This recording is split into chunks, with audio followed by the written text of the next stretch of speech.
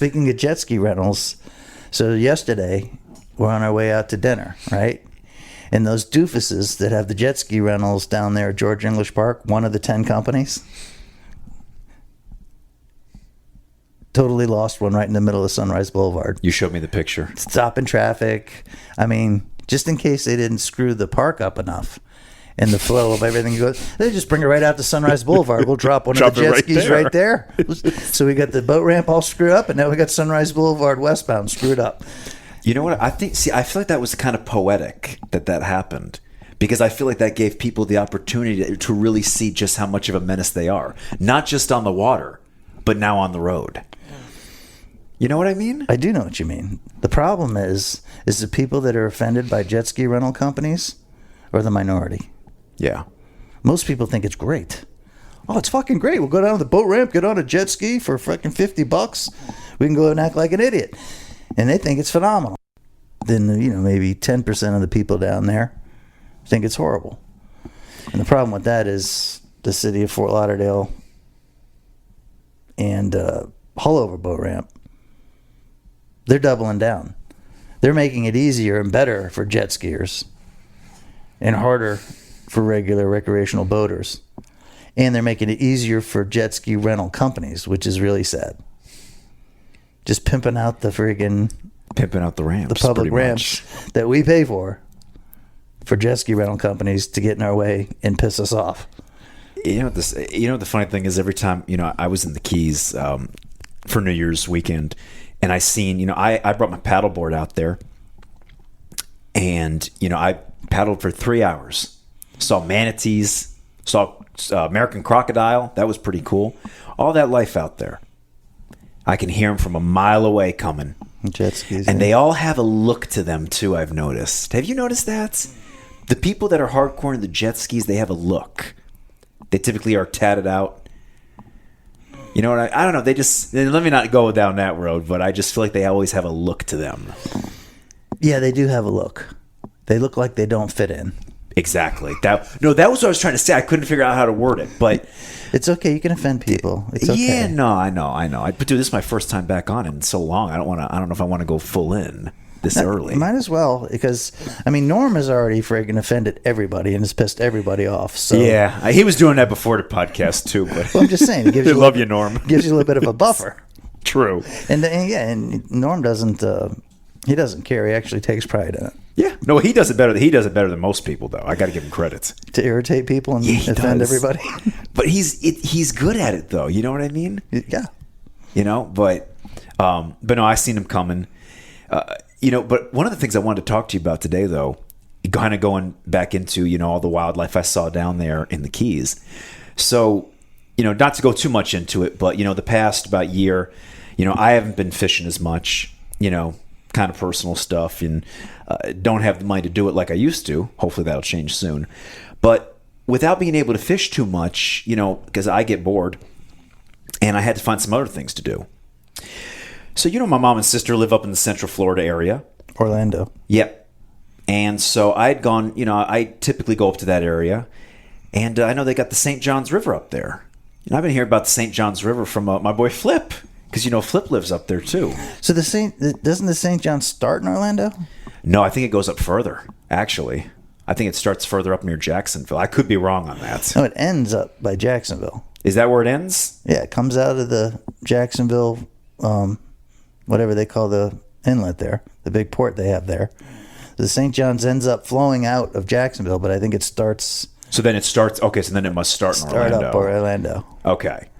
So, I've been hearing about that for years because of Flip. And I'd gone up to see my mom. I know. Here we go. Guy hasn't been on the podcast in friggin' 6 months. He's on here for 10 minutes and he's name dropping already. Hey, you said we either go big or we go home, dude. It's way to be consistent. That's all I can tell you. It's like riding a bike. Nothing's changed. And I want people to think like anything's changed. Not only have you been the podcast host and the most podcast recordings from a guest, but you've also dropped more names on the podcast than anybody's ever even tried to create it. So anyway, Flip always talked. We got to get him on here one day, man. So Flip always talked about the St. Johns River Marsh, And just for the hell of it, I decided to do some research. Right. And to try to see if there was any cool places to hike along there, just to kind of see it. So I found a place. Dude, I go hiking through there by myself. I went early morning. I wanted to be there before everybody. Dude, I'm walking. And you're walking literally through marsh. There's no boardwalks or anything. You're literally walking through marsh. Right. Dude, I come around the corner and there's a freaking black bear standing about 10 feet away from me. How big? 250, 300? Really? Yes. Not the biggest one, but dude. I think that's pretty big for a black bear. 250, It's about average. 300. It's about average for Florida black bears. All right. But standing right there, and it was the coolest damn thing, dude. Now, mind you, as I mentioned before, my dad and I hunted for many years, so we saw bears up there. But, dude, I haven't seen a bear in years. Did he growl at you or anything? No. Nothing. I stood there, watched him, and... Did he shake you down for your lunch pail or anything? No, thank the Lord. He wouldn't have gotten much if he did. But no, he kind of sat there and stared at me for a little bit, and then he just turned and walked away. And so then I went back again the next day. Right. Same spot. Hiking through there. And I found a whole bunch of wild hogs in there. What do you mean you found them? I'm walking through, I hear this noise, and I'm looking in there, and there's the hogs right there. So bears, hogs. And, I see deer and turkey, too. And then you'll see where I'm going with this in a second. And then, so that's one way that I've been kind of keeping busy, but also just kind of reconnecting with the woods, which is something I hadn't done in a while. Like, dude, I freaking was messaging back and forth with Bob Branham about a month ago, and he was telling me about a bald eagle nest that I could go visit. Those two names now, okay? That's two, yep. We're going to keep going. So there's a bald eagle nest that I go to now and check out. I got videos and all kinds of stuff on there. So now the third one. This morning, I go up to the Loxahatchee area. They got a freaking trail through there, beautiful. And I'm walking along and I see something moving right by the canal. And I walk over there and freaking river otter pops up. A river otter. Yeah. And it takes off like right further that chair. It's like 5 feet away from me. And that really, I was really bummed. I had my camera out and I thought I was recording, and my dumbass forgot to hit record. And it was right there. So you missed I missed the otter. You missed the Instagram. I missed the Insta post, man. I was bummed about that. But anyways, where I'm going with this is, a big topic that we've talked about for, years now is, the overdevelopment in Florida. Right. All the issues that we've experienced and damage to our environment. And, it's funny. The reason I like to have these videos, because I had the hogs and the bear on video, and I post them on Instagram. I get everybody commenting like, whoa, that's so awesome. Da-da-da. Well, the reason I do that is I want people to really see, because some people have no idea that this stuff is down here. Right. And they live here. Right. I want people to see this and understand just why it's so important that we're trying to protect the environment, and why they should be upset about all the development and all the drain runoff and the dredging in the Everglades and yada, yada, yada. Because how many places can you go in the country that you have the opportunity to see all those animals in one state? Right. That to me, that's pretty special. You know what I mean? Mind you, I love seeing that stuff. And it was interesting just these past couple months doing all that stuff and seeing all this stuff. And it kind of brought me back to all the conversations that we had about, we need to start practicing responsible development.